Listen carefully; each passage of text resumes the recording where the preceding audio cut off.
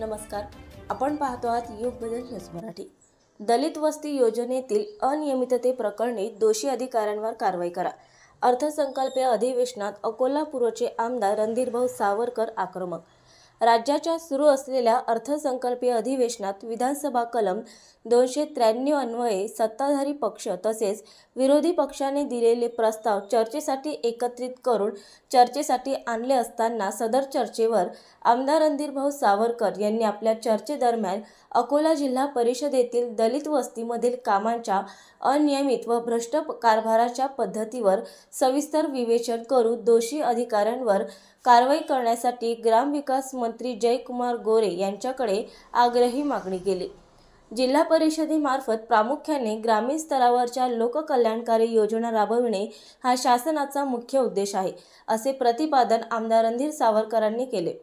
अकोला जिल्हा परिषदेमधील सामाजिक न्याय विभागाच्या अनियमित आणि भ्रष्ट कारभारावर त्यांनी सभागृहात चर्चा करताना सांगितले की जिल्ह्याच्या नियोजन समिती अंतर्गत कोटी रुपयांचा नितव्यय दलित वस्तीमधील कामांकरिता मंजूर करण्यात आला होता।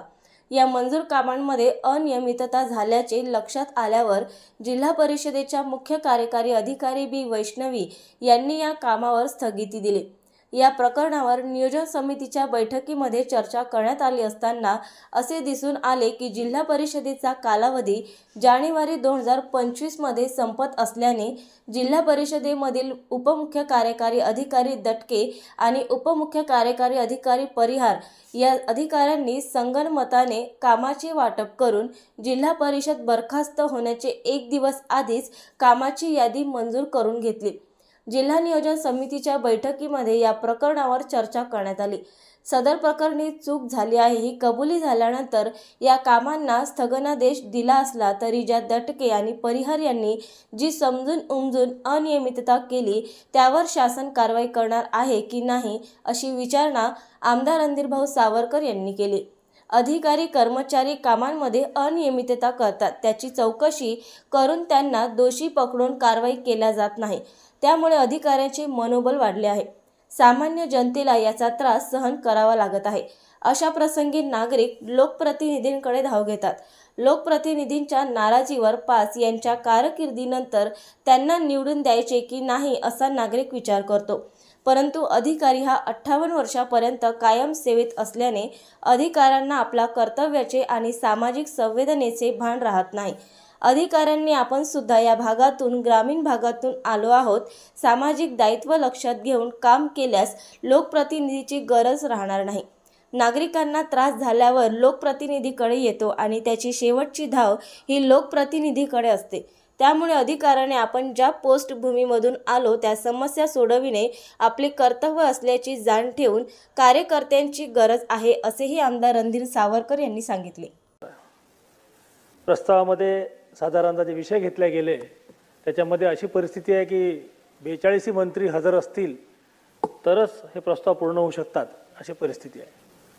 पण तरीही आपण सकारात्मक दृष्ट्या या बाबतीत पुढे गेलो पाहिजे आणि म्हणून बघा मागण्यांच्या बाबतीत श्री जयकुमारजी गोरे यांचं उत्तर मी शांततेने ऐकत होतो।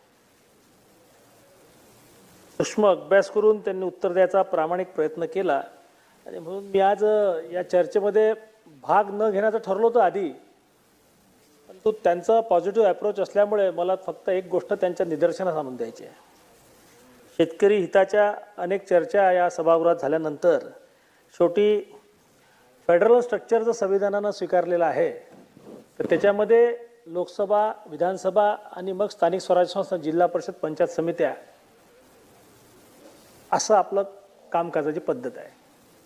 महाराष्ट्र असं एक राज्य आहे, देशामध्ये सगळ्या राज्यांमध्ये जिल्हा परिषद, पंचायत समित्या नाही आहेत। ठराविक राज्यांमध्येच पंचायत समिती, जिल्हा परिषद अशा दोन्ही संस्था कार्यरत आहेत। उद्देश हा होता पुरोगामी महाराष्ट्राचा की लोकप्रतिनिधींचा लोकांपर्यंतचा अप्रोच वाढला पाहिजे आणि म्हणून आपण पंचायत समिती स्थापन केली, जिल्हा परिषद स्थापन केली। परंतु आज दुर्दैवानं जिल्हा परिषदची स्थिती फार वाईट आहे। म्हणून मी फक्त एक उदाहरणार्थ मंत्री महोदयांचं निदर्शन आणून देतो। 41 कोटी रुपयाचा DPCचा निधी दलित वस्तीचा अकोला जिल्हा परिषदला 2024-25 मध्ये नियुक्ती मंजूर झाला होता. सप्टेंबर महिन्यात जिल्हा परिषद CEO वैष्णवी मॅडम यांनी त्याच्यावर स्टे दिला की या कामामध्ये अनियमितता दिसून राहिली कामाचं सिलेक्शन करताना. आणि मग ते खरंही होतं त्यांचं. जिल्हा परिषद 15 जानेवारीला बरखास्त होणार होती. बरखास्त म्हणजे त्यांची टर्म संपणार होती. आणि मग त्याच्या काही दिवस आधी सभापती जिल्हा परिषद समाज कल्याण यांनी त्यांना कबुली दिली की आम्ही आता, आणि अधिकाऱ्यांनी कबुली दिली की आम्ही रीतसर सर्व प्रोसिजर्स फॉलो करून दलित वस्तीच्या निधीचं वाटप करू, कामाचं सिलेक्शन करू. आणि नेमकं एक दिवस जिल्हा परिषदचा मुदत संपायच्या एक दिवस आधी यांनी ती यादी मंजूर केली. मी DPCच्या मीटिंगमध्ये हा विषय काढला. त्यांनी कबूल केलं की हो, आमच्या हातून अनियमितता झाली. विषय संपला, त्याला स्थगिती सारखं पालकमंत्र्यांनी दिलं. आता नवीन यादी करणं चालू आहे.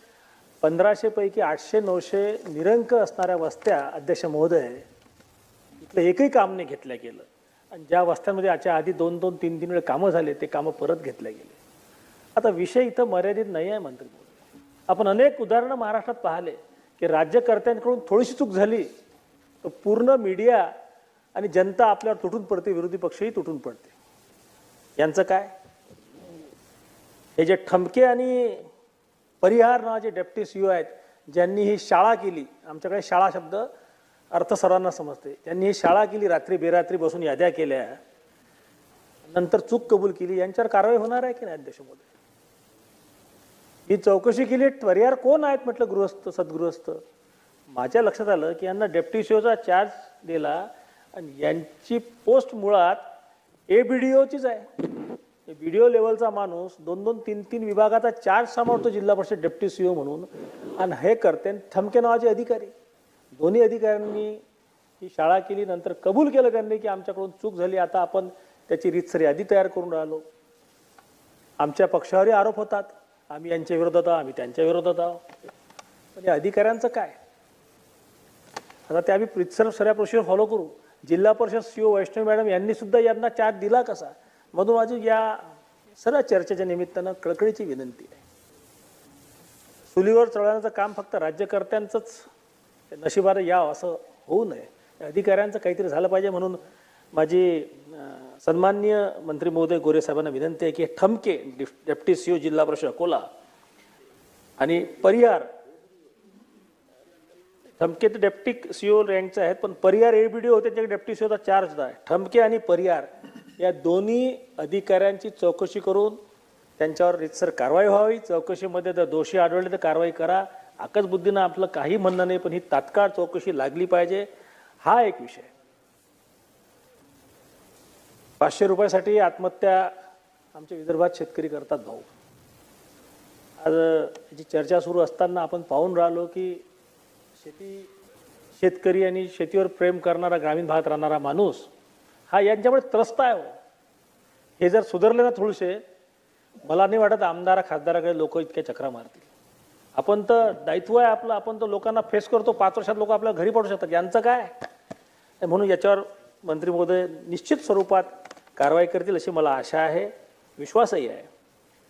दुसरं, उद्योग महाराष्ट्र वाढले पाहिजे याविषयी आमचे मंत्री उदयजी सामंत आणि तत्कालीन शिंदे साहेब, देवेंद्रजी यांनी मोठा निर्णय घेतला. महाराष्ट्रामध्ये 16 रिजनल ऑफिसेस आहेत MIDCचे उद्योगासाठी. विदर्भातले 2च होते, नागपूर, अमरावती. विदर्भातल्या 11 जिल्ह्यात 2च RO ऑफिस होते. अकोल्याला RO ऑफिस मंजूर केलं त्यांनी.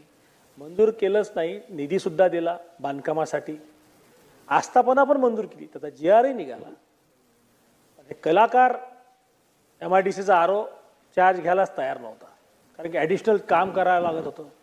आणि इथं केलं तर काही गोष्टी खुल्याम होऊ शकत नाहीत, उद्योजकांना अमरावतीत बोलावून घ्यायचे. म्हणून पारधी नावाचे जे RO आहेत त्यांनी लक्ष दिलं नाही. मग आपण निवडणूक झाल्यावर मागं लागलो. मोठ्या मुश्किलनं त्यांच्याच बिल्डिंगमध्ये थोडीफार जागा खाली करून दिली आणि RO ऑफिस सुरू केलं. आठवड्यातून 2 दिवस RO येऊन बसतात अकोल्याला. आता याच्यातली खासियत गोरेसाहेब अशी आहे की हा पडळकर नावाचा RO आहे, हा खुल्या पैसे मागते. यानं MIDC चेकिंग करणं लावलं कारखाने. 3000च्या वरती उद्योग आहेत आमच्याकडे. काय चेकिंग करून राहिलं की तुमची जी बिल्डिंग आहे त्याच्या व्यतिरिक्त तुम्ही काही एखादी टॉयलेट काढलं का परवानगी न घेता, एखादं पार्किंगसारखं तुम्ही छप्पर टाकतो आपण टीन टाकतो ते काढले काय आणि मग उद्योजकांना पैसे मागा. हा धंदा केला आहे. आता पळून गेला, आता बदली झाली. माझी विनंती आहे मंत्री महोदयांना आणि अध्यक्ष आपल्यामार्फत की या पडळकरचा इलाज होणार आहे की नाही. खुलेआम पैसे मागत त्याच्यावर खुलेआम आरोप केले. उद्योजकांना मी बोलावलं, त्याच्या समोर उद्योजकांनी सांगितलं हो तुम्ही पैसे मागितले. आपण साधारणतः अधिकाऱ्यांची मानसिकता खराब होऊ नये आणि ह्या पुरोगामी महाराष्ट्र खूप नीट पद्धतीने चालला पाहिजे म्हणून पोलीस कंप्लेंटपर्यंत गेलो नाही तर मला अँटी करप्शन आणि ते फोन टॅपिंग करणं हेही करता आलं असतं, पण त्याच्यातून निघत नाही काही. शेवटी कोळसा किती उघडला तरी काळाच निघणार आहे. परंतु आज या चर्चेदरम्यान आम्ही कालपासून मंत्री महोदयाचं उत्तर ऐकू आलं तर मला असं वाटलं की हे काही करतील. आणि दुसरं याच्यामध्ये 8 लोकांचं निधन झालं त्या MIDCच्या रस्त्यावर जाताना. अडचण काय? नॅशनल हायवे गेला, नॅशनल हायवेचा ओव्हरब्रिज गेला. फक्त 300 मीटर रस्त्यासाठी ॲक्विजिशन करायची तयारी MIDCची असायला पाहिजे आणि देणारे तयार आहेत. त्यांचं सहमतीपत्र घेतलं मी. मोजणीसाठी 6 महिने लावले साहेबांनी मोजणी करायला. आता प्रस्ताव MIDCच्या रिजनल ऑफिस अहिर साहेबांकडे आहे. माझी विनंती आहे तुमचं खातं जरी नसेल गोरे साहेब तरी एक फोन तिथं जर आपण लावला तर ॲक्विजिशन होईल आणि पुढे होणारे अपघात टळतील. एवढंच या ठिकाणी मला सांगायचं आहे. मी विरोधी पक्षांनी जरी हा प्रस्ताव आणून स्वतः सगळे गायब झाले असतील तरी सकारात्मक चर्चामध्ये आपले आणि अध्यक्षांचे धन्यवाद मानतो की शेवटचा सदस्य हजर असेपर्यंत आमचे मंत्री थांबले, आपण संधी दिली. धन्यवाद. जय हिंद, जय महाराष्ट्र. नवीन अपडेट मिळविण्यासाठी चॅनलला लाईक आणि सबस्क्राईब नक्कीच करा.